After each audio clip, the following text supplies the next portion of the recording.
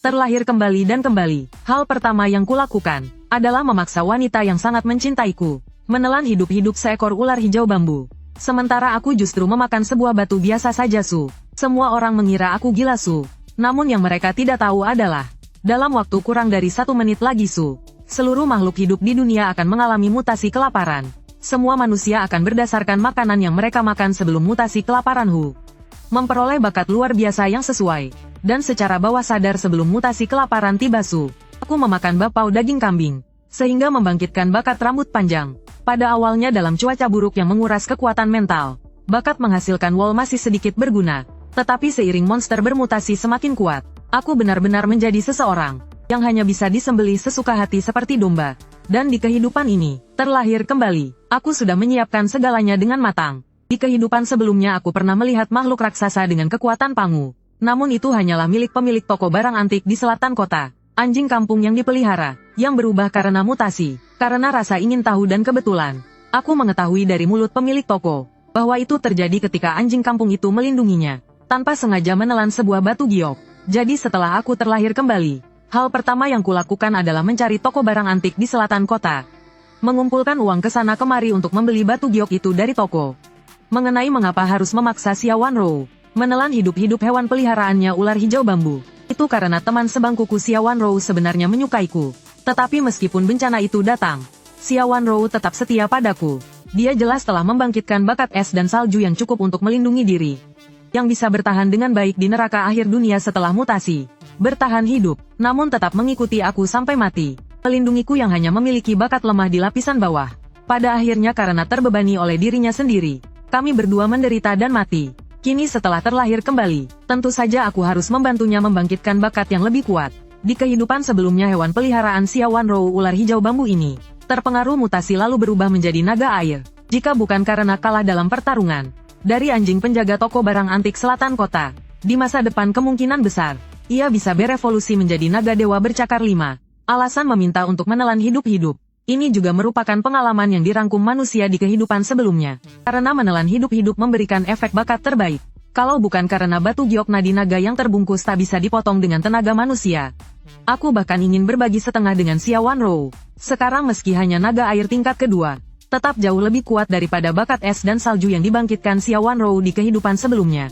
Beberapa kali lipat lebih kuat. Saat ini menghadapi kegigihanku, ekspresi Xiao Wanrou tampak rumit. Di satu sisi adalah pemuda yang ia cintai selama bertahun-tahun. Di sisi lain adalah hewan peliharaan kesayangannya.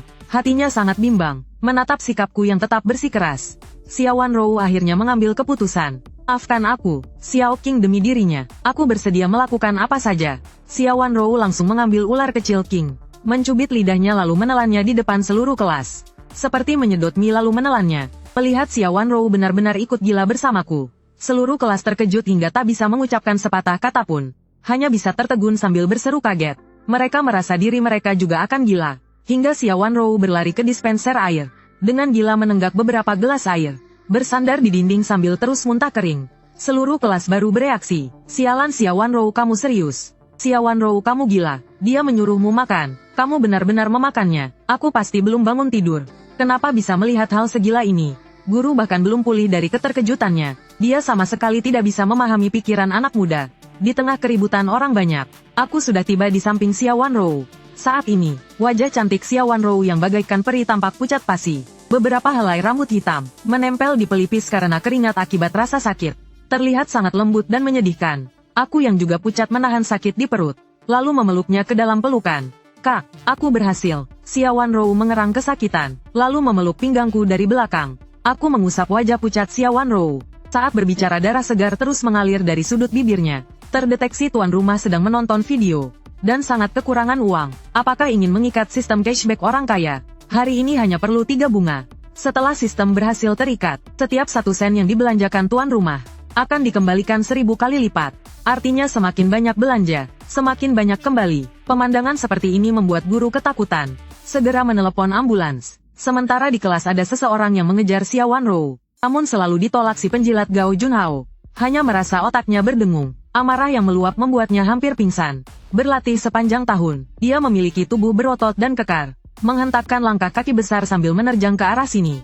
Chen Jie, kamu pantas mati. Kamu jelas tahu dia menyukaimu. Tapi kamu masih memaksanya makan ular.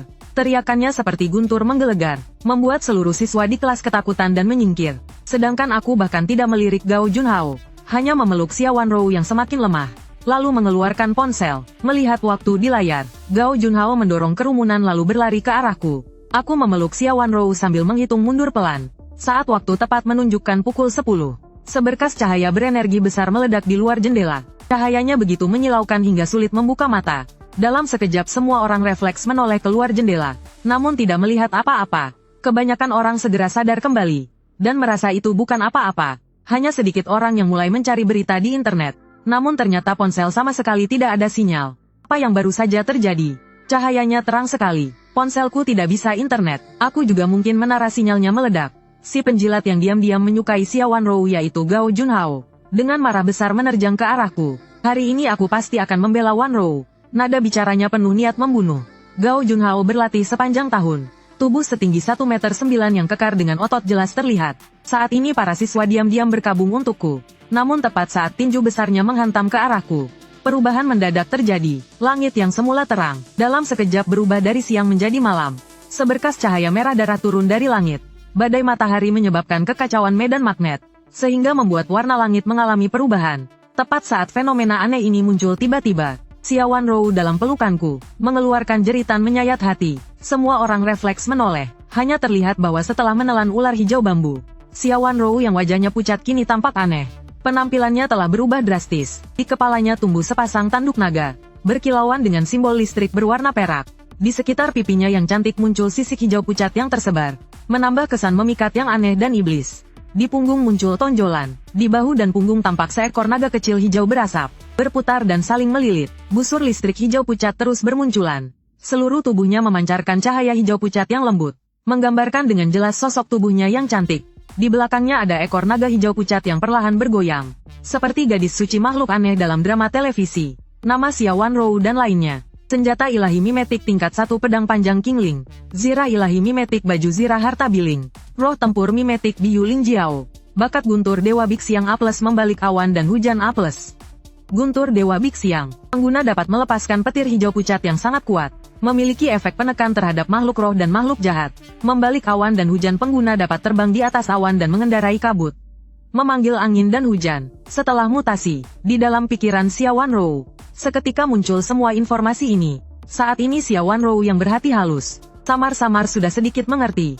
Maksudku menyuruhnya menelan itu. Semua ini sepenuhnya demi kebaikannya. Dia yang sejak awal setia kepadaku sepenuh hati. Tentu semakin tidak bisa mentolerir ada orang yang berani memfitnahku. Dia berdiri di depanku, hanya mengulurkan telapak tangannya, lalu dengan mudah menahan tinju besar Gao Junhao.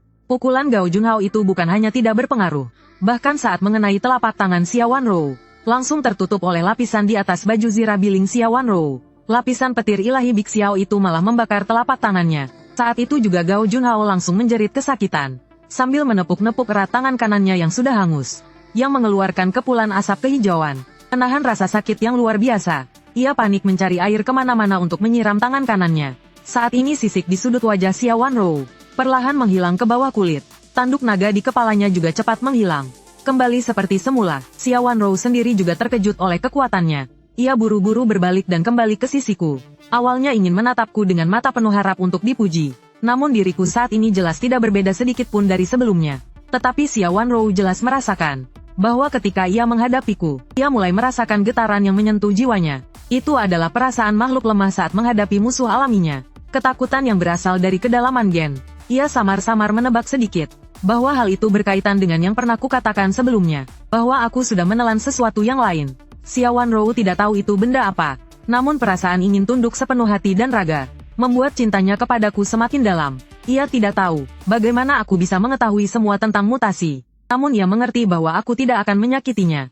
Kemampuan yang ia miliki sekarang diberikan olehku. Tepat pada saat ini, cahaya merah darah menerobos masuk dari luar jendela, bahkan semakin terang, menerangi malam gelap bagaikan awan putih merah menyala. Hampir pada saat yang bersamaan, jeritan Gao Junhao tiba-tiba terhenti. Setelah terhenti sesaat, di dalam ruangan segera terdengar jeritan memilukan bertubi-tubi. Banyak orang yang belum memahami situasi, terpengaruh oleh cahaya langit yang aneh, langsung panik dan berteriak ketakutan. Apa yang terjadi? Apakah ini ulah Xia Wanrou? Aduh, aku ditangkap sesuatu. Tolong. Dalam sekejap suasana menjadi kacau balau.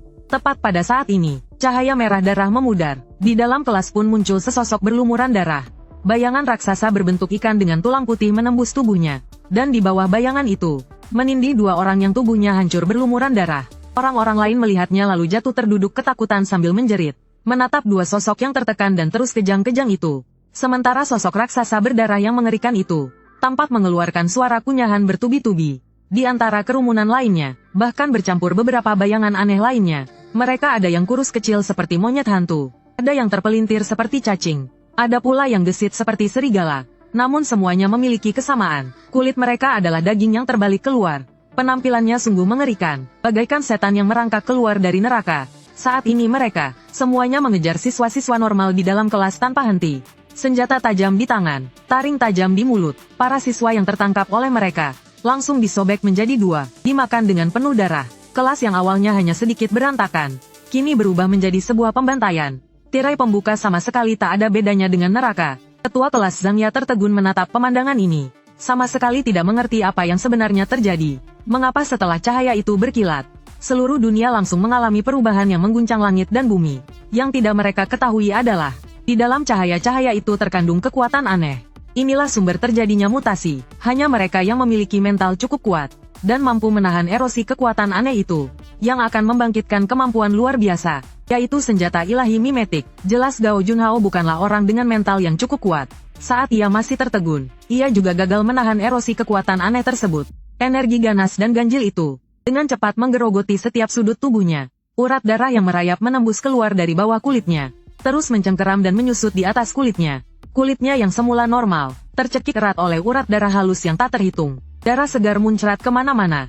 Hanya dalam 2 hingga 3 detik singkat, tubuh Gao Junhao menyusut hampir setengahnya. Seluruh tubuhnya berlumuran darah, sama sekali tidak terlihat seperti manusia lagi. Lalu dalam beberapa detik berikutnya, tubuhnya terpelintir seperti dipilin mustahil dilakukan manusia. Setelah satu rangkaian pelintiran hebat, cakar burung yang panjang dan tajam tumbuh dari kedua kakinya, disertai jeritan burung pemangsa yang menusuk gendang telinga. Gao Junhao yang bermutasi menerjang gadis di depannya dengan tubuh terpelintir. Kecepatannya begitu tinggi hingga meninggalkan bayangan sisa. Dalam sekejap mata, ia membelah seorang siswi menjadi 2 dengan cakar tajam, membuat ketua kelas Zhang Ya di kejauhan mundur berulang kali. Aku menatap makhluk mirip manusia berkepala burung yang berdiri di atas mayat sambil melengking.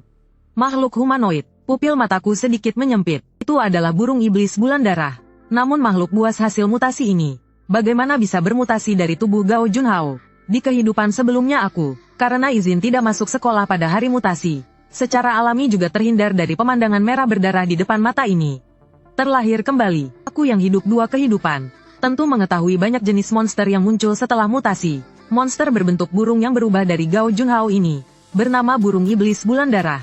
Meski hanya monster tingkat 1, namun kecepatannya sangat mengerikan. Cakarnya tajam seperti pisau. Pada tahap awal mutasi, ia hampir merupakan salah satu monster paling ganas dan mematikan.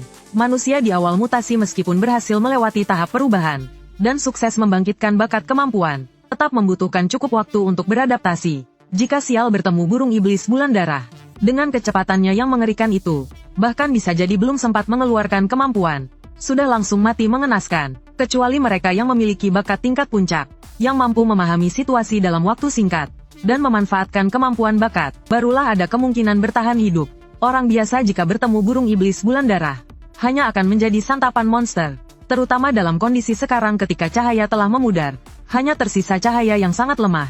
Dalam lingkungan gelap dengan sisa cahaya merah darah, sifat burung iblis bulan darah yang mirip burung hantu, membuatnya semakin lincah di dalam kegelapan. Manusia di hadapan burung iblis bulan darah, jika tidak cukup waspada, pasti akan mati mengenaskan. Di kehidupan sebelumnya saat aku baru terbangun, penguasaanku terhadap kemampuan belum matang. Aku dianggap monster oleh para tetangga dan diusir dari gedung apartemen.